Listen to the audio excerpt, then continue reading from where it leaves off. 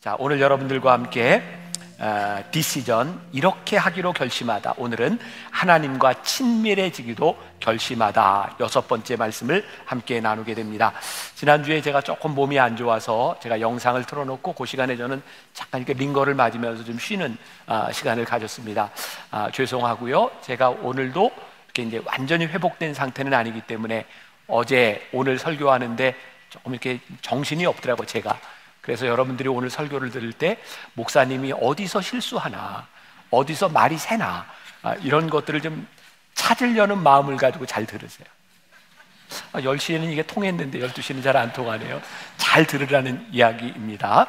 오늘 하나님과 친밀해지기로, 이런 제목으로 말씀을 나눕니다. 우리가 하나님을 이렇게 신뢰한다, 이런 말을 종종 쓰는데, 우리들이 하나님을 신뢰한다고 하는 것은 우리들의 염려로부터 벗어난다, 이런 의미를 가지고 있는 거죠. 우리들은 언제 염려하게 되나요? 가만히 보면 우리들이 가지고 있는 자원과 내가 가지고 있는 능력에 집중할 때 우리들에게는 염려가 떠나지 않습니다. 왜냐하면 우리는 우리의 염려거리를 다 이길 만한 능력이 없기 때문이죠. 자, 염려하지 않는다, 염려를 이긴다라고 하는 말 가운데는 전제되어 있는 게 있어요. 뭐냐면 우리들의 삶에는 염려가 찾아온다는 거예요.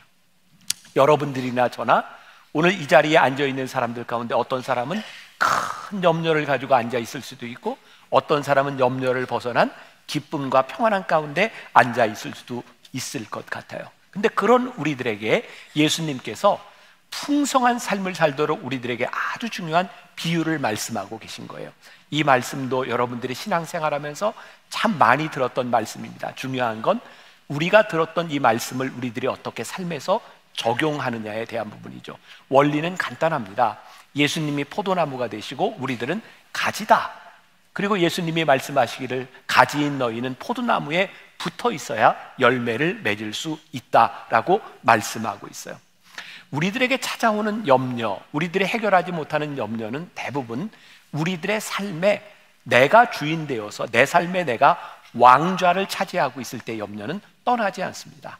그런데 우리의 삶에 주님을, 하나님을 우리들의 삶에 왕좌에 올려놓고 우리들이 하나님 나라의 다스림을 받을 때 우리는 염려에서부터 벗어나게 되죠. 예수님께서 마태복음 6장 33절에서 이렇게 말씀하셨어요. 같이 한번 봉독해 볼까요? 시작. 너희는 먼저 그의 나라와 그의 의를 구하라. 그리하면 이 모든 것을 너희에게 더하시리라. 염려하지 말라는 거예요. 너희는 먼저 그의 나라와 그의 의를 구하라. 근데 이 말을 조금 오해하는 분들이 있어요. 그러면 나는 하나님의 나라와 의를 위해서만 살면 되겠네. 나는 내 삶에, 그리고 내 삶에 일어나는 모든 일 가운데 염려를 다 그냥 접어놓으면 되겠네. 어떤 면에서 보면 내가 살아가는 내 삶에 대한 굉장히 무책임한 말이 될 수도 있을 것 같다. 근데 저는 그렇게 생각하지 않아요. 하나님의 나라와 하나님의 의를 구하며 하늘을 바라보며 사는 사람은요, 절대로 그의 인생을 허투루 살지 않습니다. 어쩌면 인생을 가장 진지하게 살게 된다고 생각해요. 몇 주 전에 제가 시카고에서 미국에 있는 그 장로교 목사님들을 위한 세미나를 인도하게 되었습니다. 그때 제가 거기에서 오랜만에 한 친구 목사님을 만나게 되었어요. 30여 년 전 저와 함께 군목을 했던 목사님이 거기에 찾아오셨어요. 사모님이 매주 저희 교회 예배를 온라인으로 미국에서 듣고 계시기 때문에 사모님 좀 죄송해요, 제가 얘기하는 거. 이 목사님이 저와 함께 군목도 마치고 제가 미국에 있을 때 제가 있는 곳에서 같이 공부도 했어요. 그런데 그 목사님을 보면서 저 목사님이 공부를 마칠 수 있을까, 이런 생각을 했었어요. 왜냐하면 영어가 잘 안 돼요. 사모님 죄송해요. 자, 근데 이 목사님이 전라도 사람인데 영어를 해도 전라도 억양이 나와요. 그리고 중요한 건 이렇게 발음이, 이 목사님이 특히 F하고 P 발음이 잘 안 돼요. 그래서 1, 2, 3, 4, 5 늘 이러는데 미국 사람들이 알아듣기는 쉽지 않아서, 그래서 제가 저 목사님 어떻게 공부하지? 그랬는데 수년 전에 제가 미국에서 만났을 때 깜짝 놀란 건, 한국에서 군목을 마치고 나이가 다 들어서 간 그 목사님이 미국에서 군목이 되었어요. 그리고 계급이 중령이에요. 야, 저 목사님이 얼마나 열심히 살았을까. 그리고 여러 나라의 이라크, 아프가니스탄 이런 데 파병을 갔다 와서 굉장히 많은 경력을 가지고 있는 거예요. 어떻게 보면 입지전적인 인물인 거예요. 근데 제가 세미나를 마치고 났는데 그 목사님이 저에게 이런 얘기를 해요. 목사님, 내가 목사님 세미나를 듣다 보니까 내가 인생을 허투루 산 것 같아요. 내가 인생을 허비한 것 같아요. 근데 저는 그 목사님의 그 말에 동의할 수 없어요. 정말 열심히 산 분이고 입지전적인 인물인 거예요. 근데 그 목사님은 왜 그렇게 생각을 했을까? 물론 제가 교회에 대한 어떤 목회에 대한 강의를 하면서 제가 치열하게 살았던 그 삶에 대하여 이 목사님이 도전을 받을 수 있지만, 이 목사님이 나는 허투루 살았다라고 하는 것이 진짜 허투루 산 것이 아니라 내가 더 잘 살 수도 있었는데, 내가 더 치열하게 살 수도 있었는데 그렇게 살지 못한 것에 대한 어쩌면 자그마한 후회일지 모른다는 생각이 들었어요. 저는 치열함이라는 말을 참 좋아합니다. 제가 나중에 하나님 나라에 갔을 때 하나님께서 너 어떻게 살다 왔냐 했을 때, 하나님 저 치열하게 살다 왔습니다. 그러면 저는 참 좋겠다. 오늘 여기 앉아있는 여러분들에게 하나님 나라와 하나님의 의를 바라보며 우리들이 염려로부터 벗어나는 신뢰하는 인생을 산다고 하는 것은 어쩌면 하나님 나라의 사람으로서 어떻게 우리의 인생을 치열하게 사느냐에 대한 문제가 아닐까라는 생각이 들어요. 우리 김남준 목사님이 쓴 책 중에 염려에 관하여라는 게 있는데 거기에 이런 글이 나와요. 염려는 어디에서 오는 것일까요?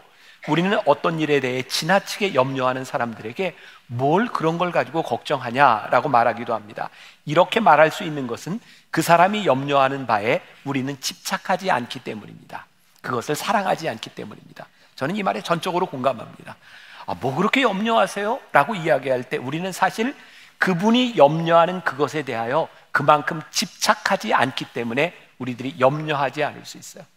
그러니까 우리들이 염려하는 모든 것들을 바라보면 우리들이 집착하거나 사랑하는 것 때문에 염려가 오죠. 왜? 우리들이 아무리 집착해도 사랑해도 그것을 해결할 능력이 없기 때문에 그런 거예요.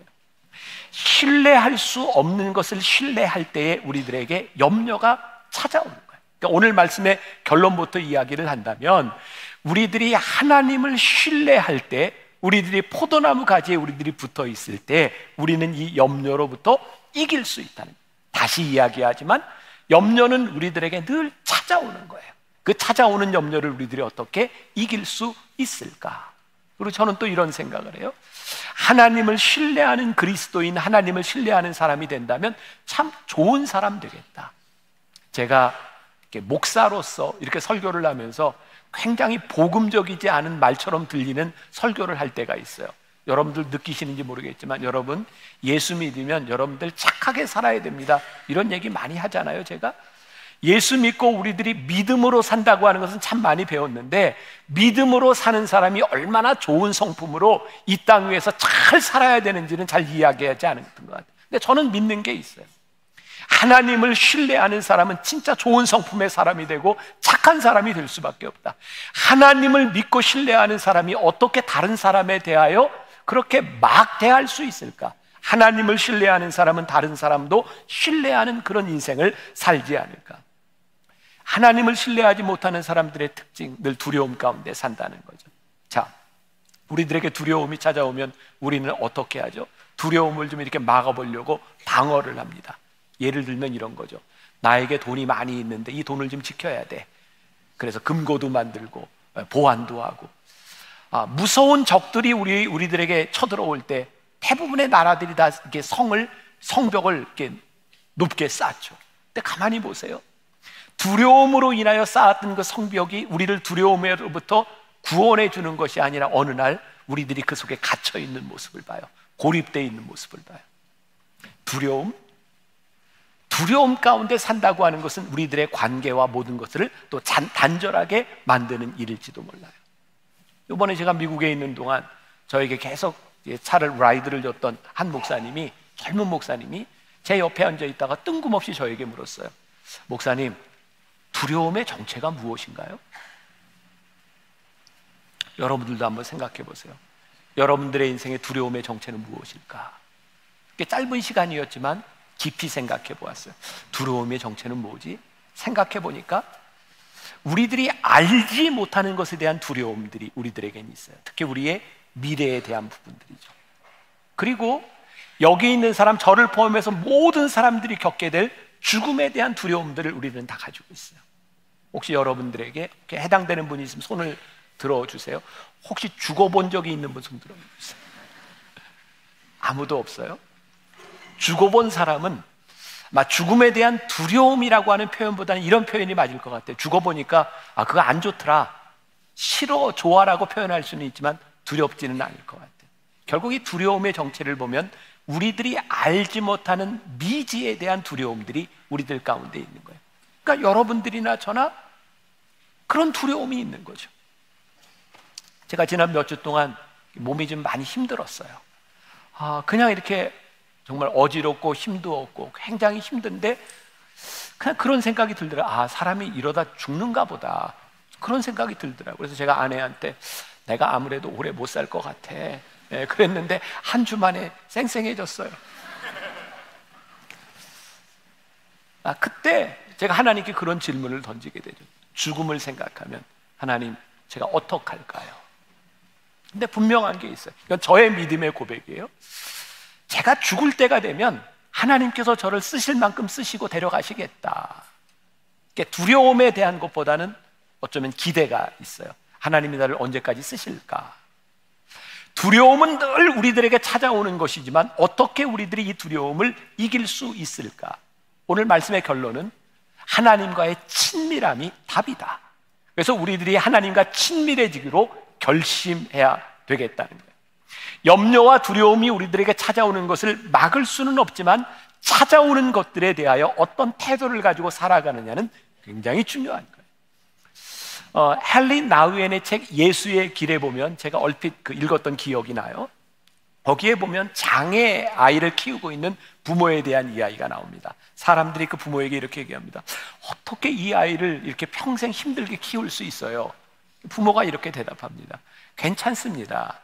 이 아이를 사랑하면 키우는 일이 힘들기는 하지만 괜찮습니다. 그 아이를 사랑하는 사람과 사랑하지 않는 사람이 그 일을 보는 관점이 다른 거예요.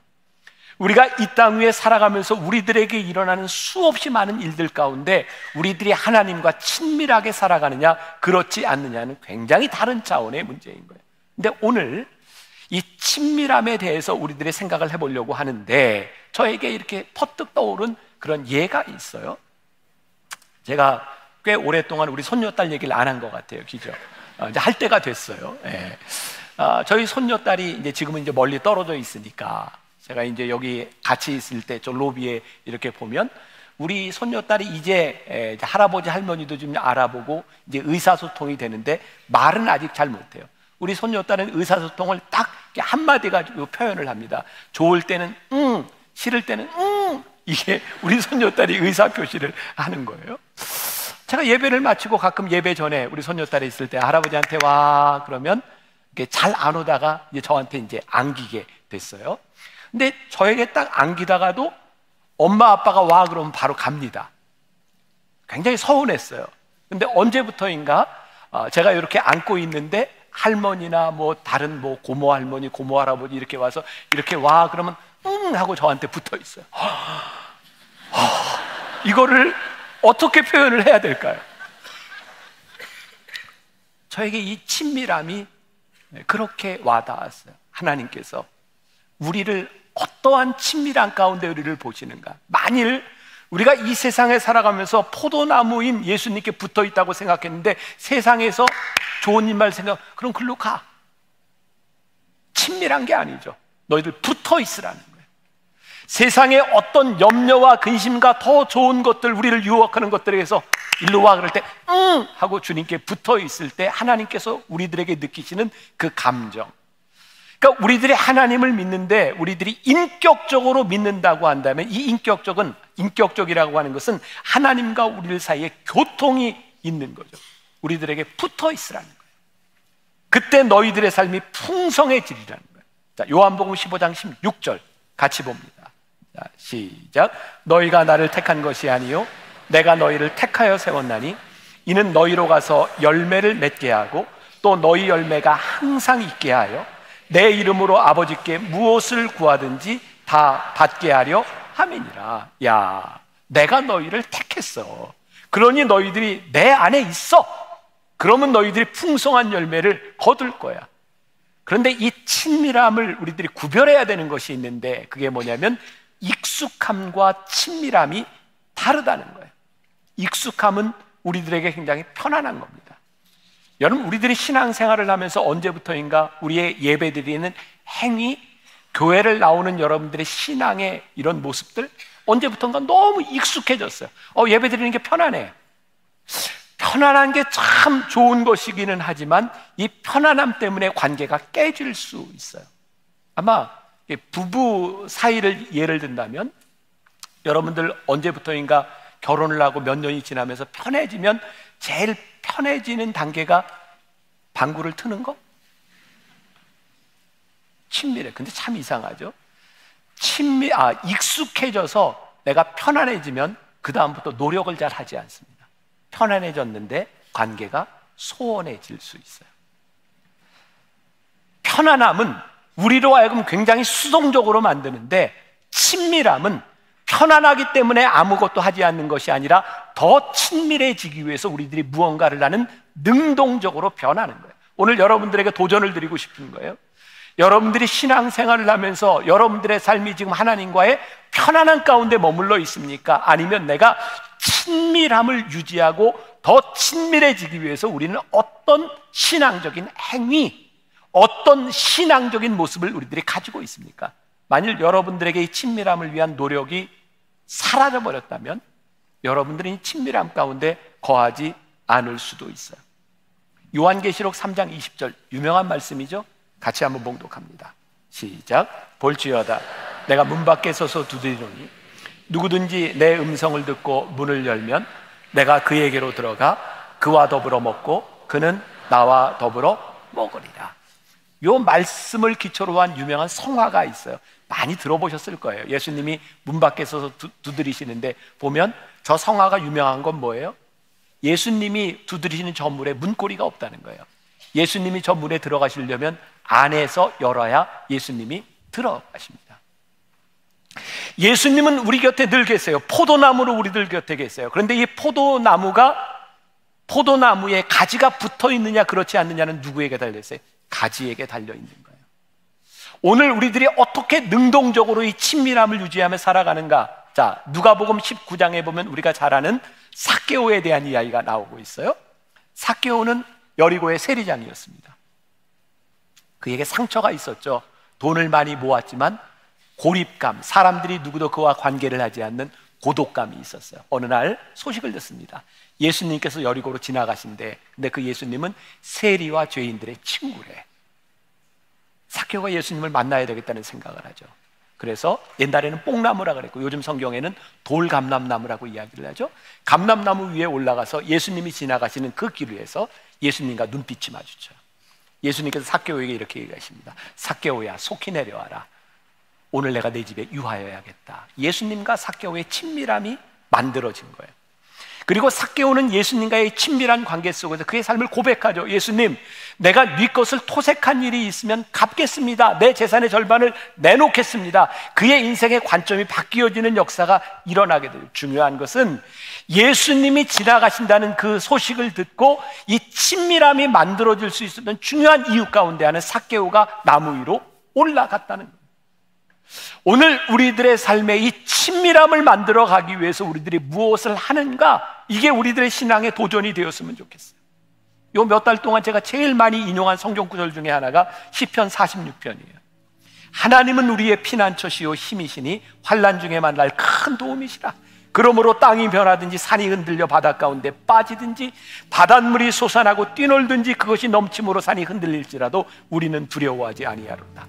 너희는 가만히 있어 내가 하나님 됨을 알지어다. 내가 뭇 나라 중에서 높임을 받으리라. 내가 세계 중에서 높임을 받으리라.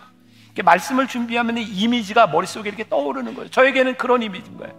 우리가 무엇을 한다라고 하는 것이 단순한 어떤 액션을 이야기하는 것이 아니라 이 시편 기자가 이야기했던 것, 너희는 가만히 있어 하나님이 행하시는 일을 보아라. 그때 하나님과의 친밀감 속에 들어가는 거예요. 어쩌면 우리의 인생에 가만히 하나님의 하시는 일을 바라보며 하나님과의 가장 깊은 친밀감으로 들어갈 수 있어요. 하나님은 우리의 피난처가 되시며 환난 중에 우리의 힘과 도움이시라. 너희는 가만히 있어 주가 하나님 되말지어다. 열방과 세계 가운데 주가 높임을 받으리라. 너희는 가만히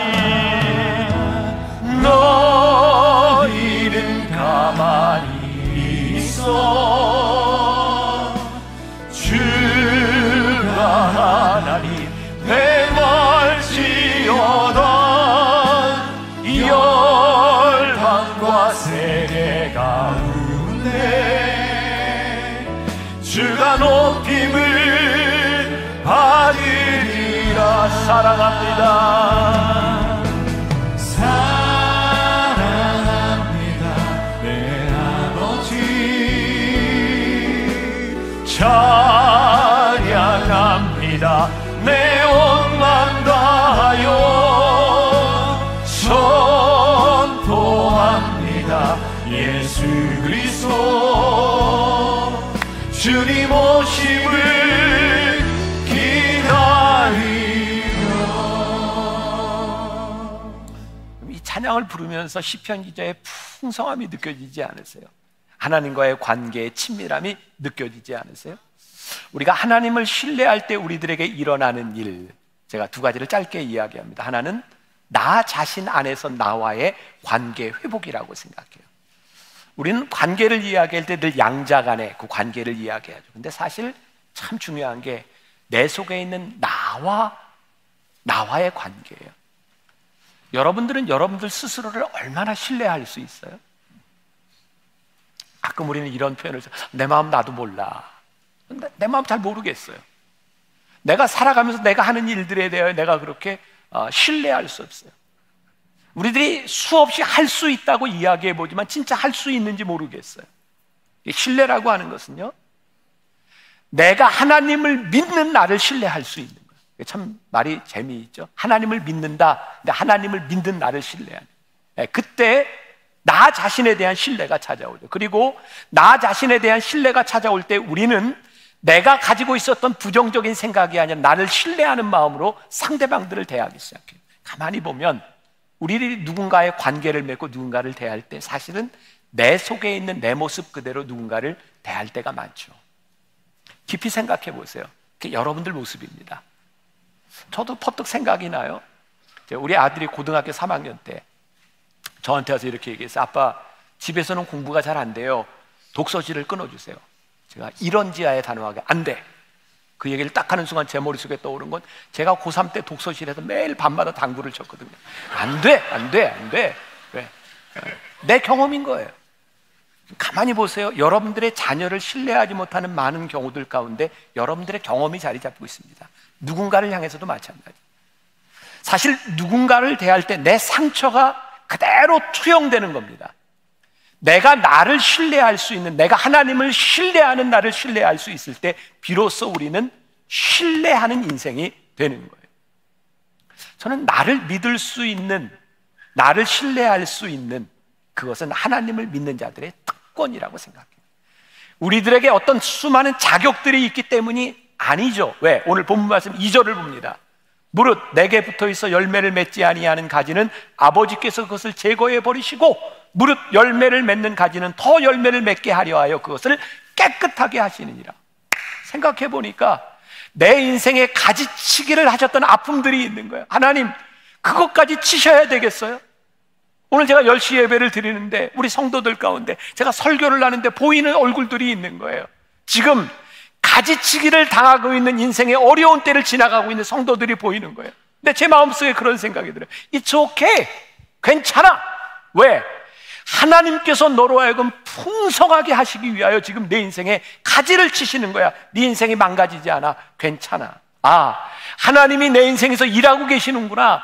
하나님이 내 인생에 가지치기를 하고 계시는구나. 아버지께서는 내 인생을 위하여 풍성한 열매를 맺기를 원하시는구나. 그 신뢰가 우리 가운데 확 들어오기 시작할 때 우리는 우리의 인생을 신뢰하게 되겠죠. 우리의 삶에 가지치기 하는 아픔과 상처가 훈장이 되겠죠. 말씀을 준비하며 떠올랐던 찬양입니다. 같이 한번 불러봤으면 좋겠어요. 힘들고 지쳐 낭망하고 넘어져 내 아들이라 오늘날 내가 너를 낳도다 너는 내 아들이라 나의 사랑하는 내 아들이라. 하나님을 신뢰할 때 일어나는 일, 나 자신의 관계뿐만 아니라 다른 사람들의 관계의 회복을 우리들이 경험하게 되죠. 사실 우리 인생의 풍성함이라고 하는 것은 관계의 회복에서부터 나오는 거예요. 오늘 본문 말씀 5절에 보니까 나는 포도나무여 너희는 가지니 저가 내 안에 내가 저 안에 있으면 이 사람은 과실을 많이 맺나니 나를 떠나서는 너희가 아무것도 할 수 없습니다. 하나님께서 내 삶에 풍성한 열매를 맺기를 원하시는데 이것이 나에게만 해당되는 일이 아니라 우리 공동체에 있는 누군가에게도 해당되는 일인 거예요. 우리는 가끔 굉장히 자기중심적인 생각을 할 때가 있죠. 하나님이 나를 사랑하시는데 다른 사람 사랑하시는 건 잘 용납이 되지 않아요. 제가 이번 주에 읽었던 책 중에 하나가 팀 켈러 목사님의 용서를 배우다라는 책인데 거기에 잘 알고 있지만 다시 한번 이렇게 생각하게 했던 구절이 있어요. 용서는 나도 용서받은 대상임을 알 때 용서가 가능하다. 자, 이게 무슨 말이에요? 하나님이 나를 용서하셨다고 하는 것을 아는 사람만이 누군가를 용서할 수 있다는 거예요. 수직적인 관계가 회복될 때 수평적 관계가 회복되는 거예요. 근데 우리들이 힘든 게 있어요. 나는 용서하는데 저놈은, 심하게 해서 저놈의 새끼는 도대체 변하지 않아. 힘든 거예요. 이래도 용서해야 되는 겁니까? 우리들이 구별해야 될 게 있어요. 용서는 우리들의 몫이지만 화해는 우리들의 몫이 아니에요. 그 사람이 그 용서를 받아들이면 화해가 됩니다. 근데 우리들이 바라는 건 용서가 아니에요. 화해까지 나아가기를 원해요. 근데 하나님은 우리들에게 원하시는 게 용서예요. 회복은 우리들의 몫이 아닙니다. 하나님이 우리를 용서하셨기 때문에 우리도 누군가를 용서하는 겁니다. 그런데요, 참 힘든 게 있죠. 용서하는데 언제까지, 어디까지? 사실 이 용서라고 하는 이것이 보편적으로 누구에게 다 해당되는 것이 아니라 저는 목회를 하면서도 그런 걸 깨닫게 되는 거예요. 저 사람 언제까지 용납해 줘야 되지? 그 사람을 용납하는 것까지는 문제가 아닌데 그 사람을 용납함으로 인하여 누군가에게 피해가 가, 누군가를 어렵게, 내가 용납하는 건 괜찮은데 그것으로 인하여 많은 사람들을 힘들고 아프게 한다면 하나님 이거 어떻게 해야 되죠? 많은 교인들은 제가 이 강단에서 이렇게 얘기하기를 바랄 거예요. 여기까지만 용서하세요. 그건 안 됩니다. 이렇게 딱 규정해주면, 야, 목사님이 강단에서 이렇게 얘기했으니 이렇게 하면 돼. 그러면 어쩌면 여러분들의 인생이 쉬울지 몰라요. 근데 오늘 저는 이 말씀을 이렇게 준비하고 생각하면서 저에게도 동일한 문제인가? 하나님, 어떻게 해야죠? 용서의 문제가 일률적으로, 관계 회복에 대한 문제가 일률적으로 누군가에게 해당되는 것이 아니라 그 문제를 안고 우리들이 씨름해야 되는 순간들이 있어요. 저는 하나님이 그거 원하실 거라는 생각이 듭니다. 너희들에게 어떤 원칙에 대한 문제가 아니라 네가 그 문제를 가지고 내 앞에 와서 씨름해보자. 하나님, 이거 너무 힘듭니다. 그런데 제가 바라는 것은 나의 눈으로 보는 것이 아니라 하나님의 눈으로 볼 수 있으면 좋겠습니다. 그리고 하나님과 씨름하며, 씨름이 뭐예요? 하나님과 친밀함 속에 들어가는 거죠. 그때 하나님께서 우리들에게 주시는 인도하심, 그게 우리로 하여금 삶을 풍성하게 만들어주는 거예요. 제가 늘 그런 얘기 하잖아요. 예수 믿는 거 쉬운 일 아닙니다. 평화, 평화로다. 아, 예수 믿으니 늘 평화? 아니요. 힘들어요. 그 힘든 그 순간들을 지나서 우리들에게 오는 것이 진짜 평화예요.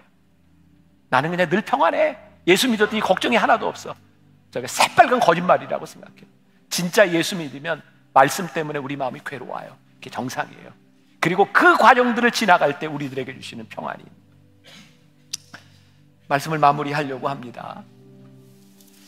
제가 만나교회 담임 목사가 된 지 딱 올해로 이제 만 20년이 됐어요. 제가 사역을 한 지 25년 만나교회에서 사역을 했어요.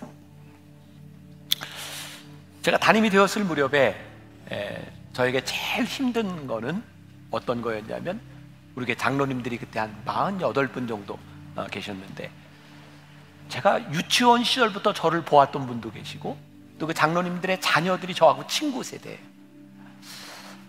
저는 이렇게 목회를 하면서 내가 어떻게 리더십을 가지지? 그때는 그 리더십이 제일 중요하다고 생각해요. 어떻게 끌고 가지? 근데 끌고 가는데 마음대로 끌고 가다 싸우고 이러면 안 되잖아. 그러니까 저는 늘 어떤 생각을 했냐면, 그래, 내가 많이 참아야 돼. 내가 인내해야 돼. 그래서 많이 아프고 힘들었어요. 화를 내면 나는 편한데 다른 사람이 힘들어지고요, 화를 참으면 다른 사람은 편한데 내가 힘들어요. 그건 뭐 어쩔 수 없는 거예요. 근데 저는 그게 내가 목회자로서의 내 숙명이고 십자가라고 생각했어요. 그래, 내가 힘들어서 누군가 편하고 교회가 좀 편해질 수 있으면 그건 내가 짊어져야 될 짐이지. 그리고 몸이 많이 아팠던 시간들을 지나갔고, 어느 날 창립기념일 때, 설교할 때, 그 당시에는 이렇게 장로님들이 여기 이렇게 모여서 앉아 계실 때였어요. 설교하다가 장로님들 보면서 제가 아픈 거에 80%는 장로님들 때문인 것 같아요. 굉장히 분위기 썰렁하게 만드는, 근데 제 안에서 문제가 해결됐기 때문에 그런 얘기를 할 수 있었어요. 저는 제가 참으면서 제가 꽤 괜찮은 사람이라고 생각을 했어요. 이 정도면 내가 괜찮은 사람이야. 근데 제가 괜찮지 않았더라고요. 제가 그날 장로님들한테 내가 아픈 거 한 80%는 장로님들 때문이라고 내가 참았다고 생각했는데, 사실은 그 시간들을 참아내고 인내해 준 건 장로님들이었거든요. 저를 그렇게 참고 인내해 주지 않았더라면 내가 이렇게 목회를 할 수 있었을까? 그래서 그날 예배 시간에 많이 울었어요.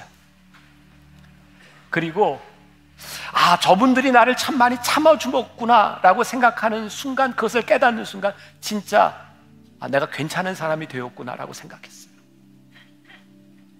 지금 여러분은 괜찮은 목사한테 설교를 듣고 있는 거예요. 내가 생각하는 괜찮음이 문제가 아니라 그 사람이 참 귀하구나, 그 사람이 참 많이 참아주었구나. 그게 우리들에게 일어나는 관계의 회복에 대한 일들이죠.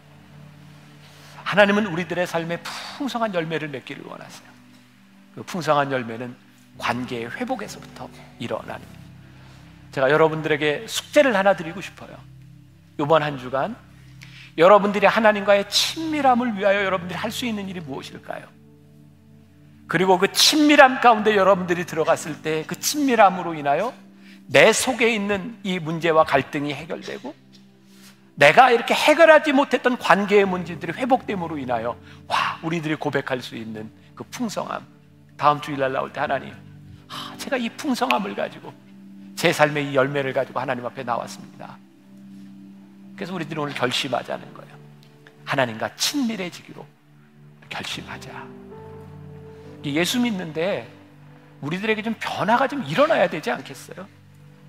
예수 믿고 말씀 듣는데 우리들의 삶이 바뀌어져야 되지 않겠어요? 바뀌어지는 게 뭐예요? 풍성함으로. 여러분들이 그렇게 한 주간 풍성한 열매 맺을 수 있기를 주님의 이름으로 간절히 축원합니다.